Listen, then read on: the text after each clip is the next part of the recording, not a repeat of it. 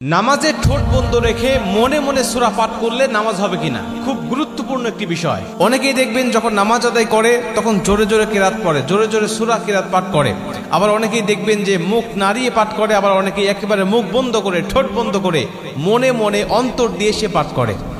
আমি দুইটা হাদিস আপনাদেরকে শোনাই, এই দুইটা হাদিসের আলোকে আপনি বুঝতে পারবেন যে নামাজে ঠোঁট বন্ধ করে নামাজ পড়লে তার নামাজ হবে কিনা। প্রথম হাদিসটি আবু দাউদ শরীফের মধ্যে বর্ণনা হয়েছে। নবীজি সাল্লাল্লাহু আলাইহি ওয়াসাল্লাম একবার সাহাবীদের নামাজ পড়া দেখলেন এবং নবীজি ডাক দিয়ে বললেন, তোমরা নামাজের মধ্যে যেটা বলছো এটা কি তোমরা নিজের কানে শুনতেছো নাকি শুধুমাত্র বলেই যাচ্ছ? রাসূল সাল্লাল্লাহু আলাইহি ওয়াসাল্লাম বলছেন, যদি তোমরা নিজের কানে না শুনতে পাও তাহলে তোমাদের নামাজ হবে না।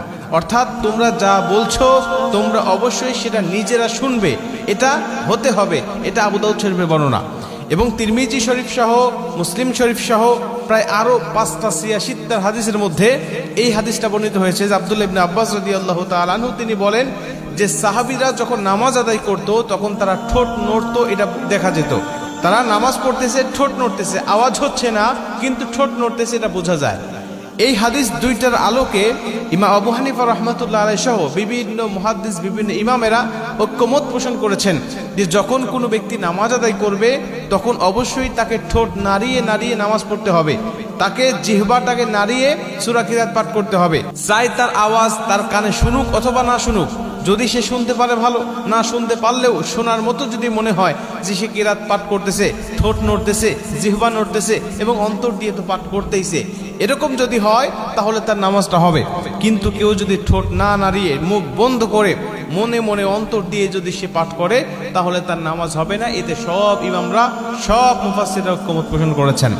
অতএব আমরা যখন নামাজ আদায় করি অনেকেই দেখবেন যে অলসতা, মন মানসিকতা নামাজের মধ্যে নাই, খুশু খুজু নাই, নামাজের মধ্যে কোনো একাগ্রচিত্ত নাই, একেবারে নামাজ পড়তেছে কোন রকম ভাবে দায় এড়ানোর জন্য নামাজ পড়তে হয়, না পড়লে কেমন লাগে এজন্য নামাজ পড়তেছে, কোনো রকম কোনো খেয়াল নাই নামাজের মধ্যে।